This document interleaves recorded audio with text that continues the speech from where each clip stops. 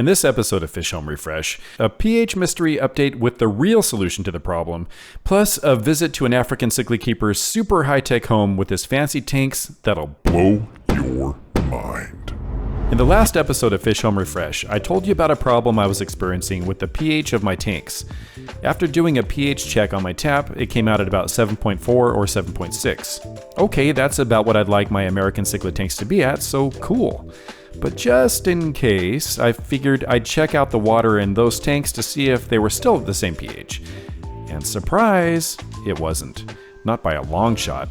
8.2. What the heck? And there's nothing in the tanks to affect pH.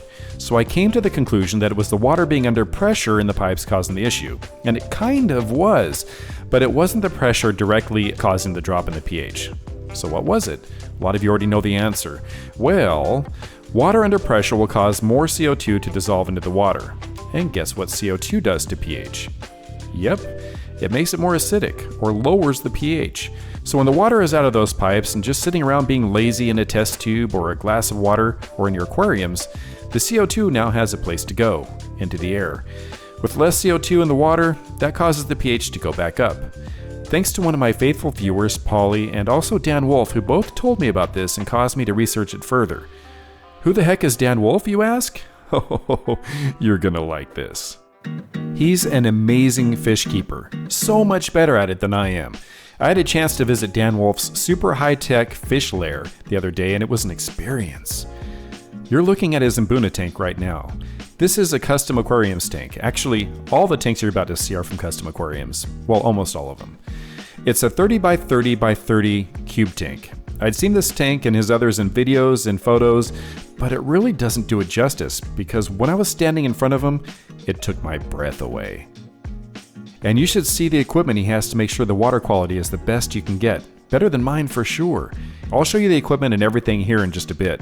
But first, just look at these beautiful Mbuna, sprinkled with a few Lake Victorian haps here and there.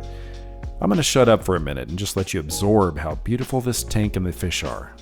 Here I go, being silent.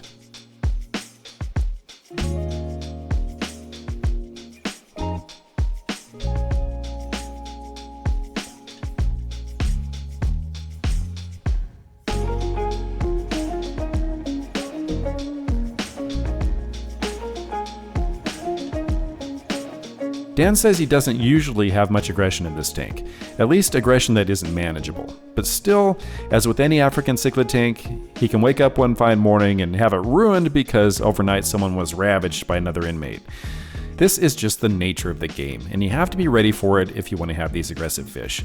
But most of the time, it's completely fine in here. I love the shape of this tank too.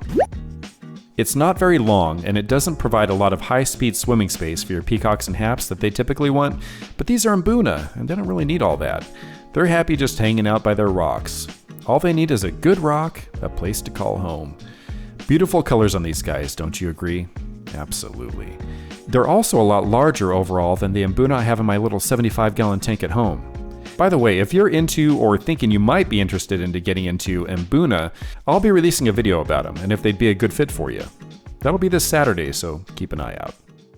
Just across from this amazing Mbuna tank is Dan's 300-gallon peacock and hap tank, loaded full of beautiful fish. So colorful.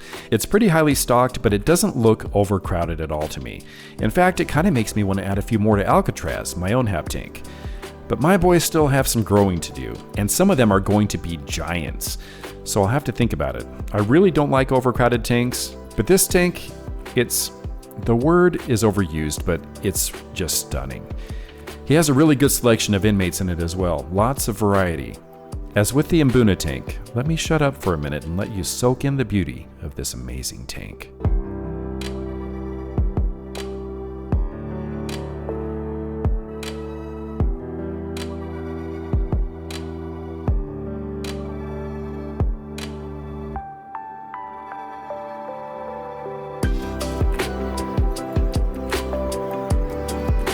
All the decor in this tank, background and rocks, are from Aqua Decor, the same company that made the decor in Alcatraz, and also my 435-gallon American cichlid tank, San Quentin.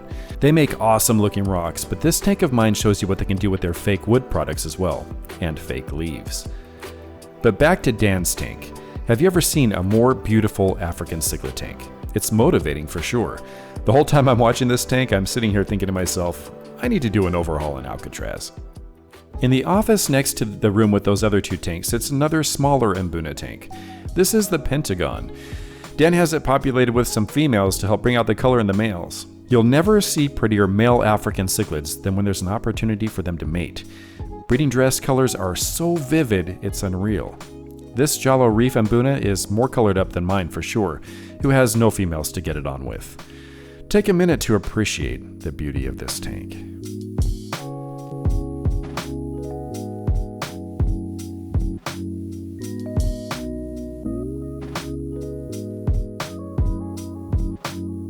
There's also a little planted tank in this office. Dan's attempt at keeping plants alive, which he's actually doing quite well. I could feel the plants trying to flee as I peeked in at him. I kill plants just by looking at them, just by thinking about them.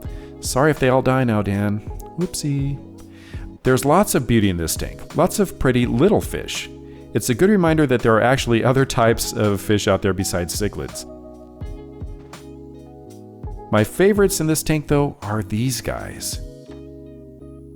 Cherry shrimp.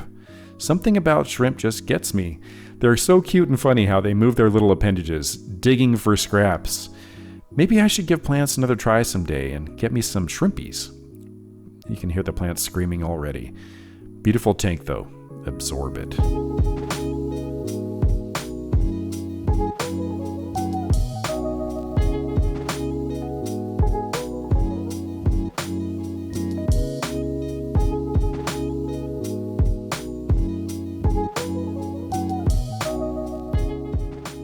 Dan showed me what makes his water so healthy and clear. He doesn't have any sumps, but his larger tanks are run with FX6s, 2 on the cube and 4 on the 300 gallon. He also uses a single Fluval 407 as a polishing filter on both setups. But look, he has this fancy Batman shit hooked up to him. It's called a Hydros system, which I know almost nothing about, but I need to. It's hooked up to an app that shows him the water flow on each filter that's hooked up to it. So now he can tell when he needs to service his canister filters with no guesswork at all. It also tells him the temp, the pH, it has a water sensor level and a leak detector. And it will also let him know if there's a power outage, which could kill your fish in a hurry. So all his cichlids are in great care and have little to worry about, except other psycho cichlids. Dan's in charge here, and he's got this under control. And check out his fish closet. I was expecting maybe a sink and some chemicals, but check this out. It's got everything. I don't even know what half this shit is. I gotta get with it, man. I'm living in the dark ages with my setups. Just makes you feel good looking at all this, even if you don't know what the hell it is. I'll be using some of the footage from Dan's awesome aquariums in the Mbuna video coming out this Saturday, so you'll get even more of this greatness. Until then, peace out.